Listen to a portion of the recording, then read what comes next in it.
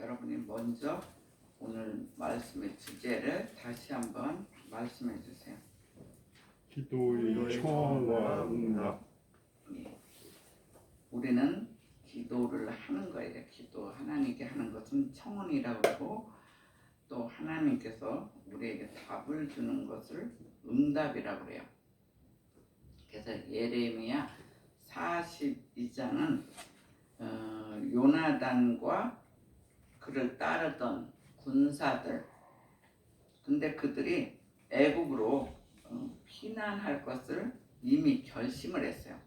결심하고 급박하니까 예레미야 선지자에게 기도를 청원한 내용이에요.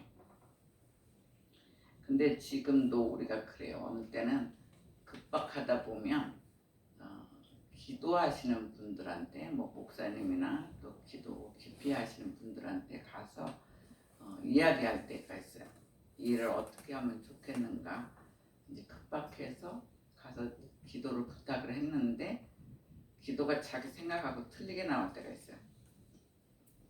자기는 급하게 했는데 기도 응답은 완전히 반대로 나올 때가 있어요. 그럴 때 순종하기가 쉽지가 않아요. 자기가 인간적으로 생각할 때 이 길로 가면은 참 좋을 건데 왜 반대로 가게 하시나? 근데 두 종류의 사람이 있어요. 반대로 응답이 나와도 순종하는 사람이 있고, 반대로 나오면 자기 뜻대로 가는 사람이 있다는 거예요. 근데 요나단과 그에 따르는 군사들이 응답이 그 땅에 있으라 그러는데 애국으로 이제 간 순종하지 않은 그 사건이 어떻게 되었는가? 우리가 또 우리 인생에 하나님 말씀에 순종하지 않을 때 어떤 일을 겪는가, 그것을 깨달을 필요가 있어요.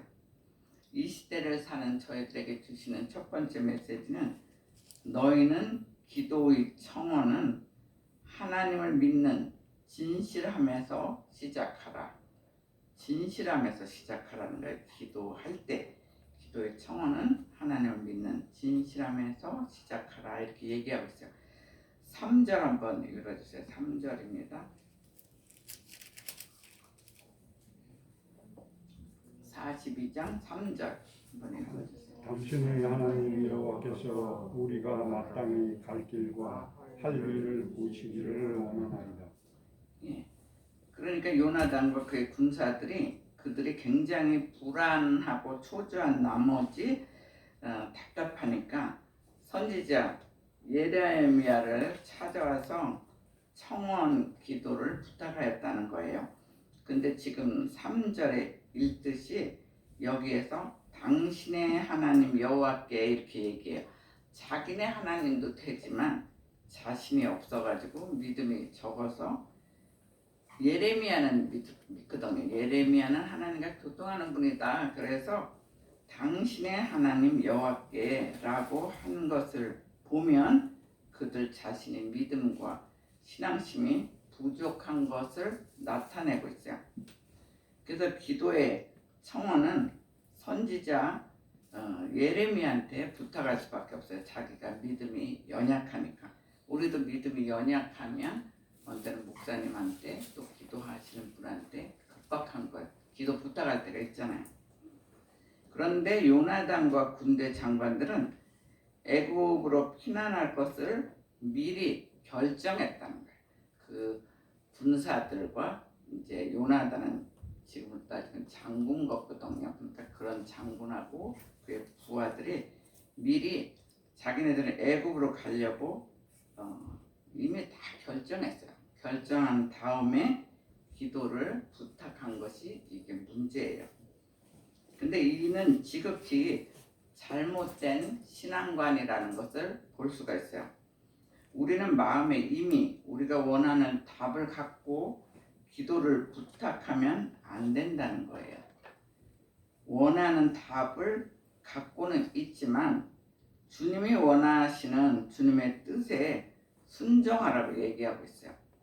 근데 우리가 원하는 답은 갖고는 있을 수 있어요. 그렇지만 주님이 주시는 원하시는 그 뜻에 순종하라고 얘기하고 있어요. 그래서 하나님의 응답에 담대하라 그래요. 그래서 우리는 우리 뜻을 어느 때는 꺾고 하나님께 순종함으로 놀라운 주님이 주시는 놀라운 축복을 받으시기를 주의 이름으로 기원합니다. 아멘. 하나님께서 주시는 두 번째 메시지는 너희는 바른 중보기도를 하라 그랬어요. 바른 중보기도. 누가 우리한테도 기도 부탁할 때가 있어요. 그런데 바른 중보기도를 하라고 얘기하고 있어요. 오늘 7절 말씀입니다. 7절 읽어주세요.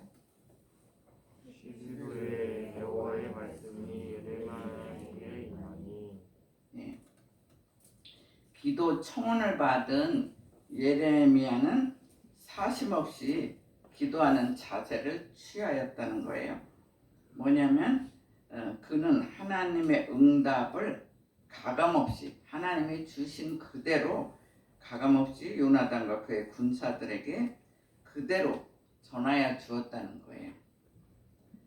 이것은 기도의 중보자는 오직 하나님 편에 서서 하나님의 뜻을 확실하게 전해야 되는 거예요. 하나님이 이렇게 기도했는데 그들의 뜻과 틀리더라도 완전히 가감없이 그대로 하나님 편에 서서 전하라고 얘기하고 있어요. 그래서 기도의 중보자는 바로 그렇게 해야 돼요. 그래서 10일 후에 이렇게 했거든요. 충분히 기도했다는 거예요. 하루 잠깐 기도하고 바로 대답하는 게 아니라 뭐 잠깐 기도해서 위급할 때는 답을 줄 때도 있어요. 근데 또 한 번 기도가 아주 중요할 때는 저도 한 3번 정도를 기도를 해요. 기도해서 하나님을 확실하게 알려주면 이제 상대방 부탁한 사람한테 얘기를 전할 때가 있어요. 그래서 오늘날 많은 말씀을 맡은 주의 종들이나 기도하시는 중보기도자들이 주의해야 될 필요가 있어요. 조금 전에도 7절에 10일 후에 이렇게 얘기하고 있어요. 그래서 중요한 기도는 그만큼 시간이 필요하다는 거예요. 어느 때는 막 급박하게 바로 답이 줄 때도 있어요. 그렇지만 한 번 더 기도하고 또 한 번 기도하고. 그래서 우리는 기도 훈련을 해야 돼요. 기도 훈련을 통해서 하나님의 음성을 들어야 돼요. 하나님 정말 나에게 주시는 메시지가 뭔가, 또 다른 사람이 기도를 부탁하면 이 말씀이 정말 어떤 응답을 하시는가, 이것을 알기 위해서 우리 교회는 특히 기도 훈련을 하고 또 수요일 같은 날에 이제 기도를 더 같이 하지요. 그러면은 꼭 음성으로 이게 이렇다 그러고 답을 줄 때도 있고 어느 때는 성경 구절 말씀을 줄 때도 있어요. 근데 초보자 경우는 기도를 깊이 하면 생각 속으로 줄 때가 있어요. 생각 속으로 너는 지금 이런 기도를 해라. 그리고 그 사람에게 이런 말을 전해라. 이렇게 생각 속으로 들어올 때도 있어요. 그래서 그 생각도 한 3번 기도해서 그 생각이 올바르면 이제 그대로 전할 수가 있는 거예요. 그만큼 이제 하나님을 예수는 믿고 기도하는 거예요. 그러니까 거기서 주님의 능력으로 답을 주셨다고 생각하니까 우리가 감히 얘기를 할 수 있는 거예요. 자기 생각이면 그렇게 얘기를 못하죠. 그래서 우리는 기도 훈련을 통하여 하나님의 음성을 분명히 들어야 돼요. 하나님의 음성을 들어야 하나님의 의도, 하나님의 뜻을 알고 기쁘게 자원할 수 있어요. 순종할 수가 있어요. 요나단 그들은 못 들으니까 이미 막 정해놓고 또 예레미야 선지자가 가르쳐 줬는데도 불순종하잖아요. 그러니까 본인이 제일 듣는 게 좋아요. 본인이 들으면 위기에 아무리 위기래도 조금만 참으면 또 이런 축복과 또 나를 인도하시겠구나, 이거를 알아야 돼요. 그 매튜 헨리라는 분이 있는데 그분은 성경은 하나님이 우리에게 보내신 편지다 그랬어요. 우리 성경 말씀 책 있잖아요. 그것이 하나님이 우리에게 보내는 편지. 그러니까 우리가 그래서 자꾸 읽어야 돼. 도대체 뭐라고 썼는지 알아야 될 거 아니에요. 그러니까 요한복음도 읽고 또 뭐 마태복음 모르면 또 마가복음에서도 읽고 하나님이 도대체 우리에게 뭐라고 말씀하셨나. 성경이 바로 하나님이 우리에게 보내는 편지라고 얘기하고 있어요. 그렇다면 기도, 우리가 기도하잖아. 급박할 때 기도는 우리가 하나님께 보내는 편지다 그렇게 얘기하고 있어요. 우리가 막 간절히 기도하는 게 우리가 하나님께 보내는 편지예요. 그러면은 편지를 우리가 기도하면서 하나님께 보내면 하나님은 합당한 시간에 다시 답으로 주시는 걸 볼 수가 있어요. 그래서 우리는 하나님과 기도를 통해서 서로 교제하는, 응답받는 우리들이 되기를 주의 이름으로 축원합니다. 아멘. 자, 마지막 메시지는 너희는 불순종의 결과를 알라 그랬어요. 그들이 불순종했잖아요. 그래서 요나단과 그 부하들이 불순종했는데 바로 너희는 불순종의 결과를 알라 이렇게 얘기하고 있어요. 17절 읽었어요. 17절이 바로 그런 일이 벌어졌어요. 그 외국으로 돌아가서 거기에 몰라서 설교로 고집하는 모든 사람은 그와 같이 되니 곧 칼과 기근과 전염병에 죽을 것인지 내가 그들에게 내리는 재난을 벗어나서 돌아올 자 없으리라. 예레미야는 그들에게 안전할 것 같고 또 식물도 풍부할 것 같은 애굽으로 가는 것이 잘못된 길이다 이렇게 분명하게 전했어요. 거긴 가면 안 된다고. 그리고 분명히 애굽으로 가면 칼과 기근과 연병, 전염병에 죽는다고 분명히 얘기하고 있어요. 하나님께서 그들에게 내리는 재앙을 벗어나서 남을 자가 하나도 없다고 분명히 17절에서 밝히고 있어요.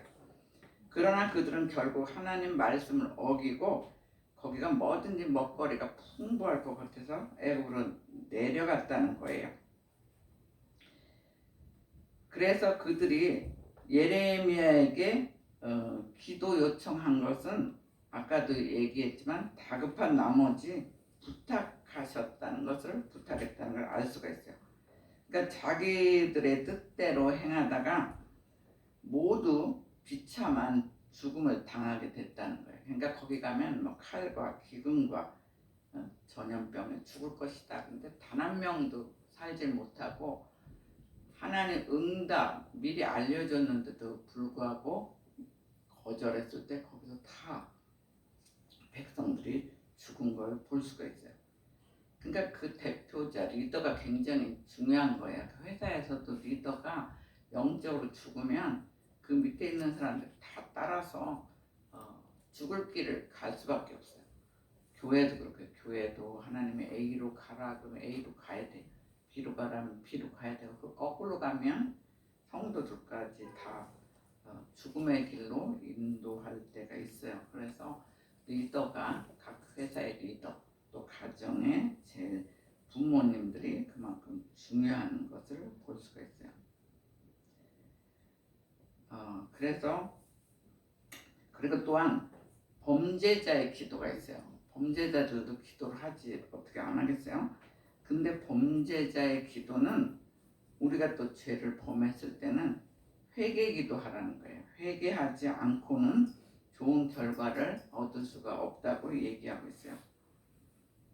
왜냐하면 그의 마음이 이미 죄로 악하기 때문에 그래요. 회개 기도를 안 하면 이미 악한 마음에서 기도를 하면 응답이 되지 않아요. 그래서 우리는 하나님 말씀에 순종하라고 얘기하고 있어요. 그렇게 하려면 기도를 하여 하나님의 말씀을 들을 수가 있어요. 하나님의 음성을 들어야 돼요. 우리가 기도해서. 그래서 기도라는 건 굉장히 중요해요. 기도는 지금 이 시간 이미 우리를 새 하늘과 새 땅에 들어놓아 하나님 나라의 삶을 미리 맛보게 해주는 사건이에요. 그러니까 우리가 뭐 죽어서 천국 가야만 새하늘과 새 땅을 맛보는 게 아니라 이 땅에서도 기도하는 바로 그 시간이 하나님과 나와의 교제 시간이거든요.